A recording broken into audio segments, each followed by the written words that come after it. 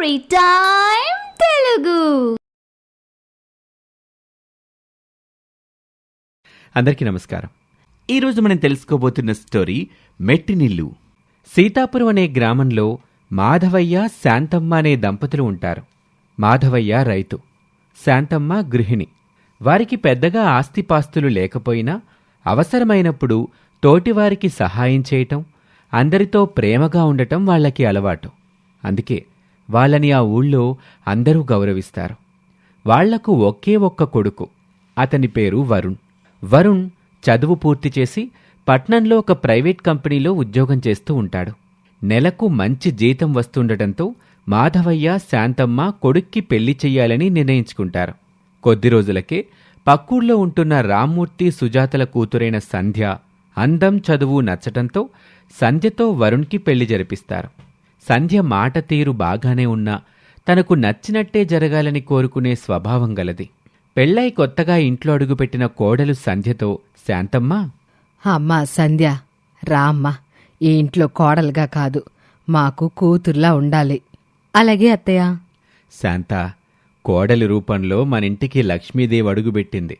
మన ఇల్లు ఇక నుండి సంతోషంగా ఉంటుంది. అత్తగారు మామగారి మాటలకి సంధ్య ఎంతగానో సంతోషపడుతుంది. అలా రోజులు గడుస్తూ ఉంటాయి. అత్త శాంతమ్మ సంధ్యకి ఏ పని బలవంతంగా చెప్పేది కాదు. అమ్మా సంధ్య, నువ్వు కొత్త కోడలవి. ముందు నెమ్మదిగా ఈ ఇంటికి అలవాట్లుంటాయి, అవి నేర్చుకో. ఎప్పుడు ఏం చెయ్యాలో నన్ను చూసి నేర్చుకో. మా అత్తగారు నాకు నేర్పించారు, ఇప్పుడు నేను నీకు నేర్పిస్తున్నాను. అలాగే అత్తయ్య అని ఆ రోజు నుంచి శాంతమ్మ చేస్తుంటే సంధ్య చూసేది. సంధ్యకు అత్తారిల్లు బాగా నచ్చుతుంది. అత్త ప్రేమ, మామ ఆప్యాయత, భర్త ప్రేమ అన్నీ ఉండటంతో సంతోషంగా ఉండేది. రాత్రిళ్ళు అందరూ కలిసి భోజనం చేయటం, మాధవయ్య పంట పొలాల సంగతులు చెప్పటం, శాంతమ్మ చిన్ననాటి కథలు చెప్పటం, ఇలా ఇంట్లో ప్రతిరోజు పండుగలా గడిచేది. ఒకరోజు వరుణ్ తన గదిలో ఆఫీస్కి వెళ్లటానికి రెడీ అవుతూ ఉంటాడు. అప్పుడే గదిలోకి వచ్చిన సంధ్య, ఏవండి, మనం షాపింగ్ చేద్దామన్నారు? ష్యూర్ సంధ్య, రేపు సండే కదా, ఖచ్చితంగా రేపే నిన్ను షాపింగ్కి తీసుకుని వెళ్తాను. మీలాంటి భర్తని అర్థం చేసుకునే అత్తమామల్ని ఇచ్చినందుకు నేను ఆ దేవుడికి ఎన్ని థ్యాంక్స్ చెప్పినా తక్కువే అవుతాయండి. నువ్వు సంతోషంగా ఉండటమే మా అందరికీ కావాలి సంధ్య అని చెప్పి ఆఫీస్కి వెళ్ళిపోతాడు వరుణ్. మరుసటి రోజు సంధ్యని తీసుకుని వరుణ్ షాపింగ్కి వెళ్తాడు. కొత్త చీర, కావాల్సిన చిన్న చిన్న లేడీస్ సామాగ్రిని తీసుకుని ఇంటికి తిరిగి వస్తూ ఉండగా దారిలో సంధ్య క్లాస్మేట్ అయిన శ్వేత కనిపిస్తుంది. హాయ్ సంధ్య, ఎలా ఉన్నావే? బాగున్నాను శ్వేత. ఇంతలో వరుణ్కి తన ఫ్రెండ్ దగ్గర నుంచి కాల్ రావటంతో, సంధ్య, నీ ఫ్రెండ్తో మాట్లాడుతూ ఉండు, ఒక 5 నిమిషాలు కాల్ మాట్లాడేసి వస్తాను. సరేనండి. వరుణ్ అలా పక్కకు వెళ్ళగానే శ్వేత, ఏంటి విశేషాలు సంధ్య?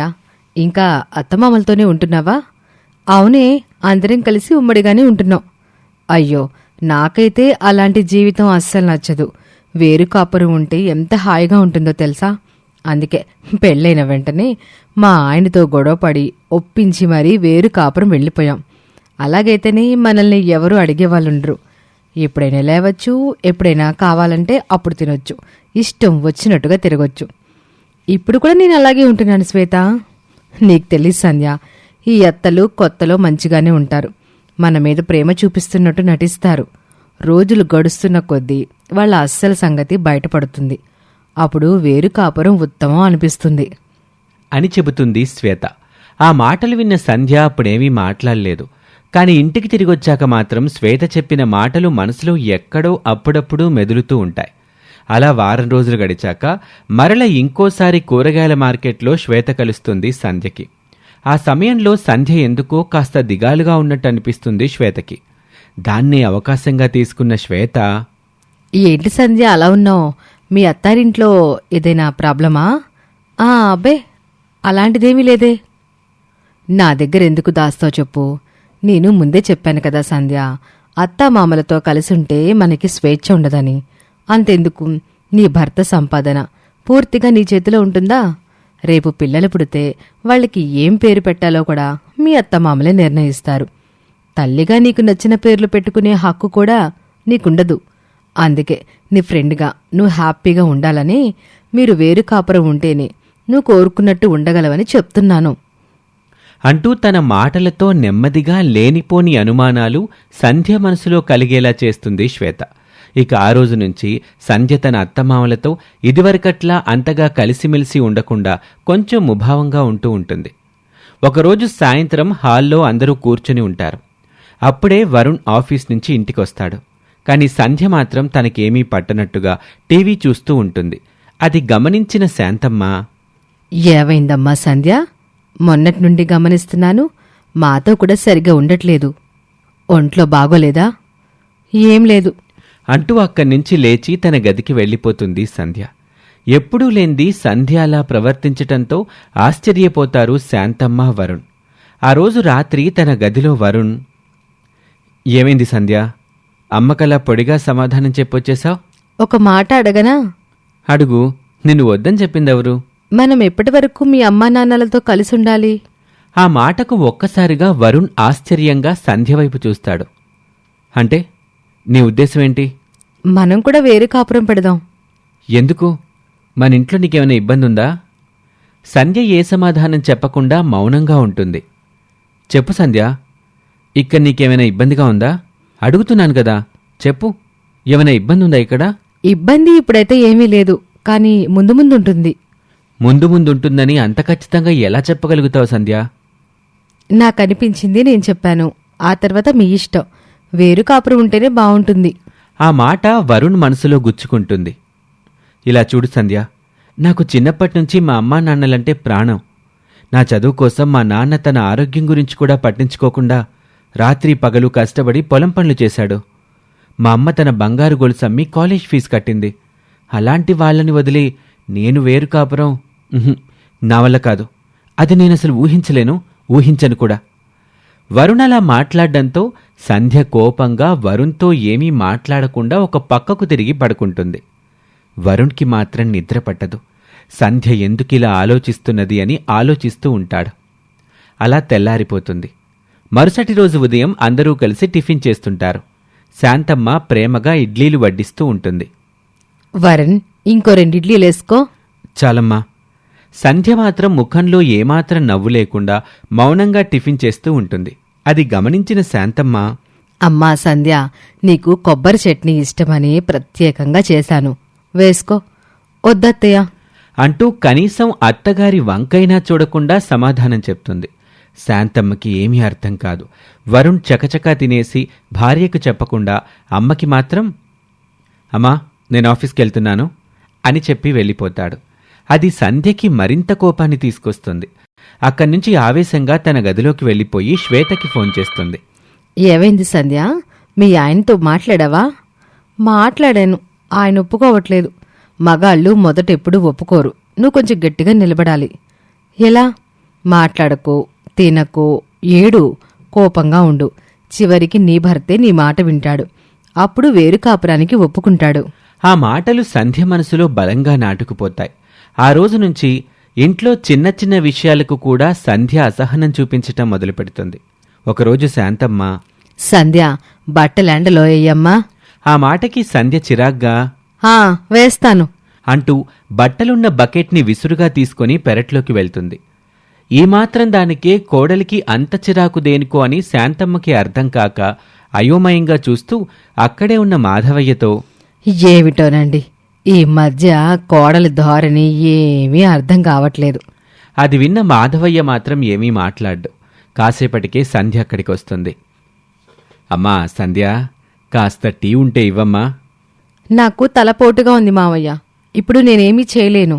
అత్తగారిని ఇమ్మనండి అంటూ నిర్లక్ష్యంగా సమాధానం చెప్పి లోపలికి వెళ్ళిపోతుంది సంధ్య. ఇంతకు ముందు ఎంతో ప్రేమగా ఉండే సంధ్య ఇలా ఎందుకు మారిపోయిందో శాంతమ్మకు మాధవయ్యకు ఏమీ అర్థం కాదు. ఒకరోజు శాంతమ్మకు హఠాత్తుగా జ్వరం వస్తుంది. అయినా కోడలలిసిపోతుందని భావించి తానే వంట చేయటం ప్రారంభిస్తుంది. అది చూసిన మాధవయ్య, ఏంటి శాంత ఇది, నీకు జ్వరంగా ఉంది గదా? పర్లేదండి, కొడుకు కోడలు ఆకలిగా ఉంటారు. అప్పుడే కిచెన్లోకొస్తుంది సంధ్య. మీకు ఒంట్లో బాగోలేదని చెప్తే నేను చేస్తాను కదా అత్తయ్య. జ్వరం వచ్చినా నా కోడలు ఇంటి పని వంట పని చేయడం లేదని ఊరి వాళ్లకు చెప్పి నన్ను చెడ్డదాన్ని చేయాలనా మీ ఉద్దేశం? అని సంధ్య నిష్ఠూరంగా అంటుంది. అయ్యో, నేనెందుకు అలా ఆలోచిస్తానమ్మా సంధ్య? ఈ మాత్రం వంట పనికి నీకు చెప్పడం దేనికన్నా ఉద్దేశమే తప్ప నాకు వేరే ఆలోచన లేదమ్మా సంధ్య అని చెప్పి కొత్తగా కోడలిలో వచ్చిన మార్పు అర్థం కాక వంటగది నుండి బయటకొచ్చేస్తారు మాధవయ్య, శాంతమ్మ. కాని సంధ్య మాత్రం అవేమీ పట్టించుకోకుండా తను చేసిన టిఫిన్లో ఉప్పు కారాలు ఎక్కువగా వేసి చేస్తుంది. ఆ టిఫిన్ తింటున్న అత్తా మామగాని వరుణ్ గాని సంధ్య బాధపడకూడదని ఏమాత్రం కోపడకుండా ఏమీ మాట్లాడకుండా తినేస్తారు. ఇలా కొద్ది రోజులు గడుస్తాయి. ఒకరోజు వరుణ్ ఆఫీస్ నుంచి వచ్చేసరికి సంధ్య తన గదిలో కూర్చుని ఏడుస్తూ ఉంటుంది. ఏమైంది సంధ్య? మీ అమ్మకు నేనేం పని చేసినా నచ్చడం లేదు. అమ్మ అలా అనేది కాదు కదా సంధ్య. మీరెప్పుడు మీ అమ్మనే నమ్ముతారు. అలాంటప్పుడు నేనెలా ఏడుస్తే మీకెందుకులే చెప్పండి అంటూ అలిగి పడుకుంటుంది సంధ్య. రోజులు గడుస్తూ ఉంటాయి. సంధ్య అత్తామామలతో కావాలనే దూరంగా ఉండటం మొదలెడుతుంది. ఇదివరకటిలా ఆ ఇంట్లో సరదా కబుర్లు నవ్వులు లేకుండా అయిపోతుంది. భోజనాల దగ్గర నిశ్శబ్దం ఏర్పడుతుంది. మాధవయ్య ఒకరోజు ఒంటరిగా కూర్చొని ఉన్న వరుణ్ దగ్గరికి వస్తాడు. వరుణ్, నిన్నొక విషయం అడగాలరా. ఏన్నాన్నా? అదే, కోడలికి నీకు మధ్య ఏమైనా గొడవ జరిగిందా? గత కొద్ది రోజులుగా అమ్మాయి చాలా ముభావంగా కనిపిస్తుంది. అబే, అలాంటిదేమీ లేదు నాన్న అని చెబుతూ ఉండగానే అప్పుడే అక్కడికి వస్తుంది సంధ్య. ఎందుకు వరుణ్ అబద్ధం చెప్తావు? నేనిక్కడ ఉండలేకపోతున్నానన్న విషయం ఇప్పటికైనా మీ వాళ్ళకి చెప్పు. సంధ్య, అనవసరంగా మాట్లాడుకో. అయినా ఇక్కడ నిన్ను ఎవరేమంటున్నారని? అమ్మా నాన్న నిన్ను ఏ రోజు ఒక్క మాట కూడా అనలేదే. అదంతా నాకు తెలీదు. నాకు స్వేచ్ఛ కావాలి. ఇక నీకు ఏ స్వేచ్ఛ లేదా? ఉంది, కానీ ఇది నా ఇల్లు అనిపించట్లేదు.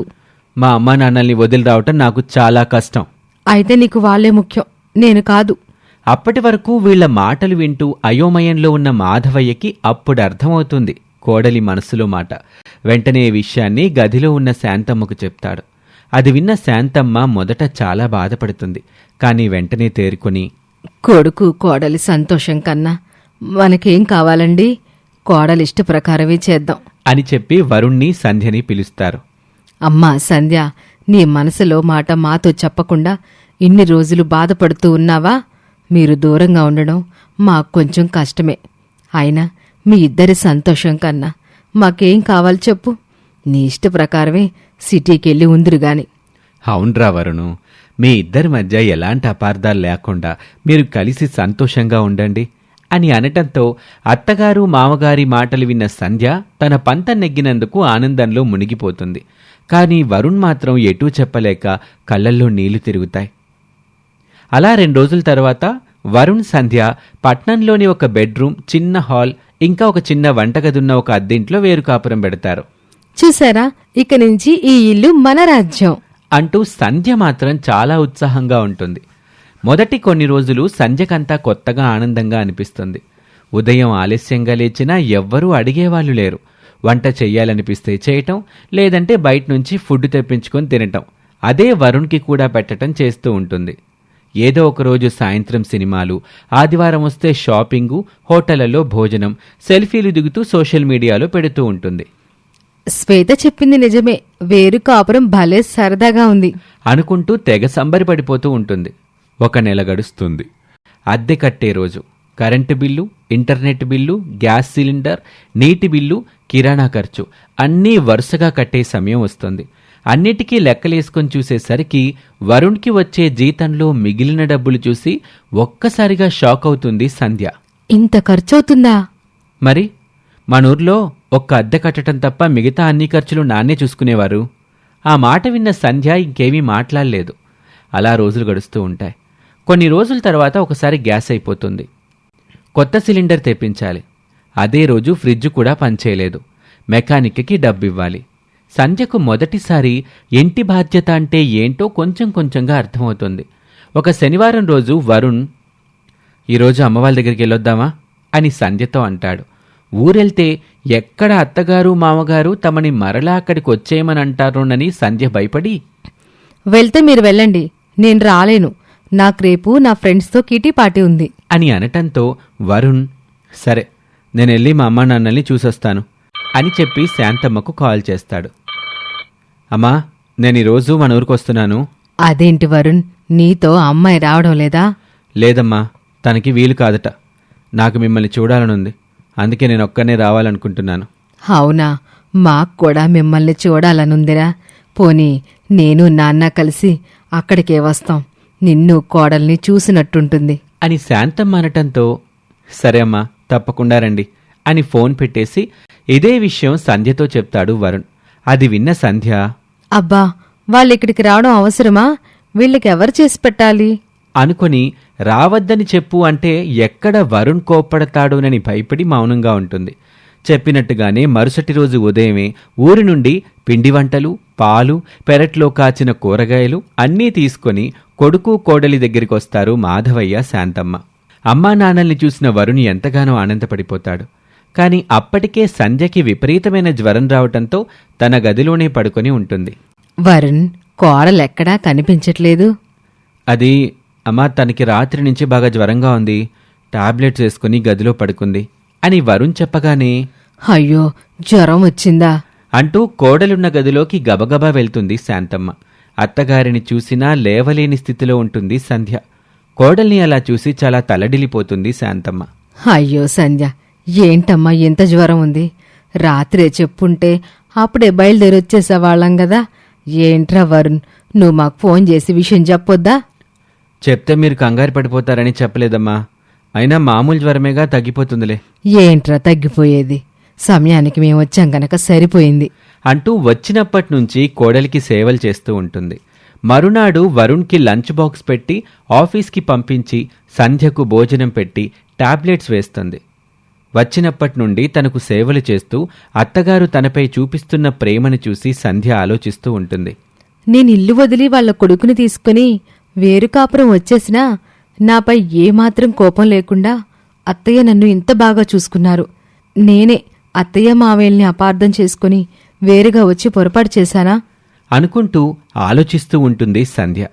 అప్పుడే అక్కడికొచ్చిన శాంతమ్మ, యామ్మా సంధ్య, ఇప్పుడు ఒంట్లో ఎలా ఉంది? పర్వాలేదు అత్తయ్య, బాగానే ఉంది. వచ్చినప్పటి నుండి ఇంట్లో పనితో పాటు నాకు సేవలు చేయడమే సరిపోయింది. దాందేముందమ్మా, నువ్వేమన్నా పరాయిదానివా చెప్పు? నాకు కోడలైనా కూతురైనా నువ్వే కదమ్మా. ఆ మాటలకు సంధ్యకి మరలా పెళ్లైన కొత్తలో తాను అత్తగారితో ఉన్న రోజులు గుర్తొస్తాయి. కాని అవేమీ బయటకు కనిపించనివ్వదు. సరేనమ్మా, నువ్వు కోలుకున్నావు కదా సంధ్య. ఇక సాయంత్రం వరుణ్ వచ్చాక మేం ఊరు బయలుదేరతాం అని చెప్పి ఆ రోజు వరుణ్ ఆఫీస్ నుంచొచ్చాక ఊరు బయలుదేరి వెళ్ళిపోతారు మాధవయ్య, శాంతమ్మ. అలా మరికొద్ది రోజులు గడుస్తాయి. ఒకరోజు వరుణ్ ఆఫీస్ నుంచి దిగాలుగా ఇంటికొస్తాడు. ఏమైందండి, ఒంట్లో బాగోలేదా? ఒక కవర్ని సంధ్యకిస్తాడు వరుణ్. సంధ్య అది చదివి ఒక్కసారిగా షాక్ అయిపోతుంది. అది ఉద్యోగం నుండి వరుణ్ణి తీసేస్తున్నట్టుగా ఇచ్చిన లెటర్. మా కంపెనీ నష్టాల్లో ఉందట, చాలామందిని తీసేశారు, అందులో నేను ఉన్నాను. ఆ రోజు నుంచి వాళ్ల కొత్త జీవితంలోని సంతోషం, సరదాలు ఆ ఇంట్లో కనిపించవు. ఉదయం లేచిన వెంటనే వరుణ్ ల్యాప్టాప్ ముందు కూర్చోవటం, కొత్త కొత్త కంపెనీలకు బయోడేటా పంపటం, ఇంటర్వ్యూలకు వెళ్లటం చేస్తూ ఉంటాడు. రోజులు గడుస్తూ ఉంటాయి, కానీ ఎక్కడా ఉద్యోగావకాశం మాత్రం కనిపించదు. పైగా ఈ విషయం ఇంట్లో చెప్తే అమ్మా నాన్న ఎక్కడ బాధపడిపోతారోనని జాబు పోయిన విషయాన్ని ఇంట్లో కూడా చెప్పలేదు వరుణ్. ఇల్లు గడవటానికి అప్పటి వరకు వాళ్ళు పొదుపు చేసుకున్న డబ్బుల్ని కాస్త కాస్తగా ఖర్చు పెట్టుకుంటూ గడిపేస్తూ ఉంటారు. చివరకు అవి కూడా క్రమంగా అయిపోతూ ఉంటాయి. అద్దె కట్టాల్సిన రోజొస్తుంది, అన్ని బిల్లులు వస్తాయి. ఇదంతా చూస్తున్న సంధ్యకు భయమేస్తుంది. మరో 10 రోజులు గడిచిపోతాయి. మనం చెల్లించాల్సిన బిల్లుల గడువు ముగిసిపోతుంది. ఇప్పుడు అన్ని బిల్లులు ఎలా కట్టాలో నాకు అర్థం కావటం లేదు. సంధ్య మొదటిసారి తన భర్త కళ్ళల్లో భయాన్ని చూస్తుంది. మరునాడు తన తల్లిచ్చిన 2 బంగారు గాజులను తీసుకుని బంగారం దుకాణానికి వెళ్లి గాజులు అమ్మేసి ఆ వచ్చిన డబ్బుని వరుణ్ చేతిలో పెడుతుంది. అది చూసి వరుణ్ కళ్ళల్లో నీళ్లు తిరుగుతాయి. అయినా ఆ డబ్బు కూడా ఎక్కువ రోజులు సరిపోదు. మరుసటి నెల ఖర్చులు మరలా మొదలవుతాయి. అప్పటికే వరుణ్కి జాబ్ రాలేదు. వరుణ్ తన స్నేహితులకి ఫోన్ చేస్తాడు. జాబ్ పోయిందని చెప్పగానే ఎవ్వరూ డబ్బులివ్వటానికి ముందుకు రారు. సంధ్య తన ఫ్రెండ్ శ్వేతకి ఫోన్ చేసి ఇంటి పరిస్థితి గురించి చెప్పి డబ్బులు అడుగుతుంది. అంతే, ఒక్కసారిగా శ్వేత ఫోన్ కట్ చేస్తుంది. ఇక అద్దె కోసం ఇంటి యజమాని వస్తాడు.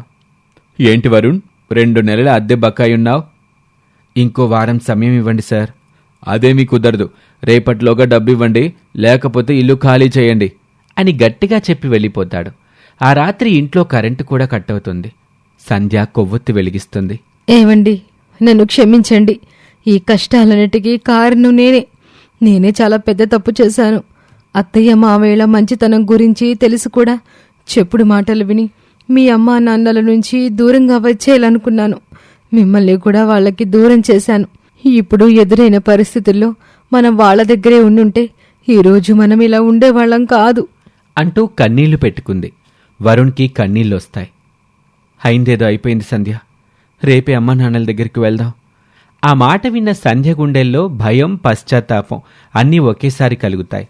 అత్తయ్య మావయ్య నన్ను క్షమిస్తారా? నువ్వే చెప్పావు కదా మంచివాళ్ళని, మనల్ని తప్పకుండా క్షమిస్తారనే నమ్మకం నాకుంది అని చెప్పి మరుసటి రోజే ఇంటి ఓనర్కి ఒక మాట చెప్పి ఊరు బయలుదేరి వెళ్తారు వరుణ్, సంధ్య. ఇంటి ముందు అదే తులసికోట, అదే మామిడి చెట్టు, అదే గుమ్మం. కాని ఈసారి వాళ్ళ అడుగుల్లో ధైర్యం లేదు. నాకు భయంగా ఉందండి. సంధ్య, ఏమీ కాదు, అమ్మ వాళ్ళు అర్థం చేసుకుంటారు. వరుణ్ తలుపు కొడతాడు. శాంతమ్మ వచ్చి తలుపు తెరుస్తుంది. ఎదురుగా కొడుకు కోడలు నిలబడి ఉండటం చూసి శాంతమ్మ ఆనందం పట్టలేకపోతుంది. వరుణ్, సంధ్య, అరే వస్తున్నావని ఒక్క మాట కూడా చెప్పలేదు. అప్పుడే మాధవయ్య కూడా బయటికొస్తాడు. రానాన్నా, బయటెందుకు నిలబడ్డావురా? ఇది నీ ఇల్లు. నాన్నా, నన్ను క్షమించండి. ఇప్పుడేమైందని క్షమాపణలు అడుగుతున్నావురా? ముందు లోపలికి రండి, తర్వాత మాట్లాడుకుందాం అని చెప్పి కొడుకుని కోడల్ని ఇంట్లోకి తీసుకొస్తారు మాధవయ్య, శాంతమ్మ. అత్తయ్య, నన్ను క్షమించండి. నేను మీ ప్రేమని అర్థం చేసుకోలేకపోయాను. మీ మంచితనాన్ని బలహీనత అనుకున్నాను. మీ కొడుకుని మీకు దూరం చేశాను. అందుకే దేవుడిప్పుడు ఆ తప్పేంటో తెలుసుకునేలా చేశాడు అంటూ వెక్కి వెక్కి ఏడుస్తుంది సంధ్య. అసలు విషయమేంటో అర్థం కాక వీళ్ళెందుకిలా మాట్లాడుతున్నారోనని అయోమయంగా చూస్తుంది శాంతమ్మ. అసలేమైంది వరుణు? మీరెందుకురా ఇంతగా బాధపడుతున్నారు అని మాధవయ్య అనటంతో వరుణ్ జరిగిన మొత్తం విషయం చెప్తాడు. అది విన్న శాంతమ్మ, మాధవయ్య కొడుకు ఉద్యోగం పోయినందుకు కొంచెం బాధ కలిగినా ఈ విషయం తెలిస్తే తామెక్కడ బాధపడతామోనని ఇన్ని రోజులు కొడుకు కోడలు ఇంత కష్టపడ్డారని తెలిసి ఇంకా బాధపడతారు. ఏడవకమ్మ సంధ్య, జరిగిందేదో జరిగిపోయింది. తప్పు చేసిన మనిషి తన తప్పు తెలుసుకుంటే అంతకు మించిన ప్రాయచిత్తం ఏముంటుంది చెప్పు. ఇక అబ్బాయికి జాబు విషయం అంటావా? ఏదో ఒక దారి దొరక్కపోదు. మీకు నా మీద కోపం లేదా అత్తయ్య? కోపం ఉంటే తల్లిని ఎలా అవుతాను సంధ్య? నువ్వు ఈ ఇంటి కోడలవ కాదు, నా కూతురివని ఈ ఇంట్లో అడుగు పెట్టినాడే చెప్పాను. నీకు అర్థం కాలేదు అంతే. మీ గదికెళ్ళి ఫ్రెష్ అయ్యండి. ఈలోగా మీకిష్టమైన వంటకాలు తయారు చేస్తాను నేను అని శాంతమ్మ అంటుంది. అత్తగారు తన పట్ల చూపించిన ప్రేమతో సంధ్య మనసు తేలికపడుతుంది. గబగబా ఫ్రెష్ అయ్యి తాను కూడా వంటగదిలోకి వెళ్లి అత్తగారికి వంట పనిలో సహాయం చేస్తుంది. కొంత సమయం తర్వాత అందరూ కూర్చుని కబుర్లు చెప్పుకుంటూ కడుపు నిండా తింటారు. మరుసటి రోజు మాధవయ్య ఉదయాన్నే చాలా త్వరగా లేచి స్నానం చేసి తరువాత తన పాత డైరీ తీసుకుని ఒక ఫోన్ నెంబర్ వెతుకుతాడు. ఆ నెంబర్ తన చిన్ననాటి స్నేహితుడు సత్యనారాయణది. ఇప్పుడాయన సమీప పట్టణంలో పెద్ద రైస్ మిల్కి యజమాని. మాధవయ్య తన స్నేహితుడికి ఫోన్ చేస్తాడు.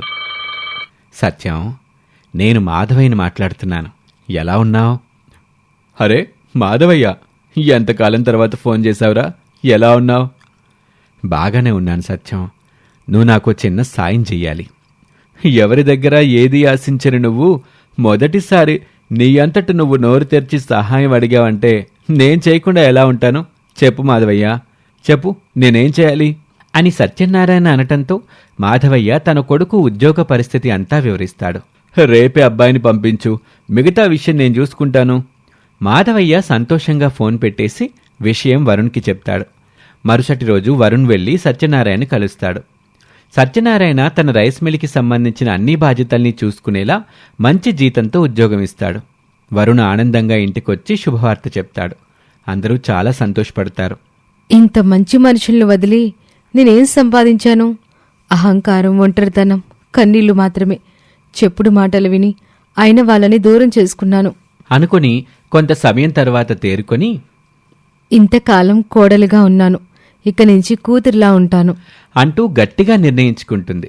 మరునాటి నుండి వరుణ్ ఉద్యోగానికి వెళ్లటం మొదలు పెడతాడు. రోజులు గడుస్తూ ఉంటాయి. ఆ ఇంట్లో మళ్లీ పాత ఆనందం తిరిగొస్తుంది. ప్రతి ఉదయం శాంతమ్మ, సంధ్య ఇద్దరూ కలిసి వంట చేసేవారు. సాయంత్రం అందరూ కలిసి భోజనం చేసేవారు. ఇప్పుడు ఆ ఇంట్లో గొడవలకు చోటు లేదు. ఒకరినొకరు అర్థం చేసుకునే మనసులు మాత్రమే ఉన్నాయి అక్కడ. ఇల్లు పెద్దదైతే కుటుంబం పెద్దది కాదు. మనసులు పెద్దవైతేనే కుటుంబం నిలుస్తుంది. ఎలాంటి పరిస్థితుల్లోనూ మన వెంటే నిలిచేవారే నిజమైన కుటుంబం అని సంధ్య అర్థం చేసుకుని చక్కగా కాపురం చేసుకుంటూ సంతోషంగా జీవిస్తూ ఉంటుంది. ఇది వాల్టి కథ. మరొక ఆసక్తికర కథలో మళ్ళీ కలుద్దాం. Thank you for watching.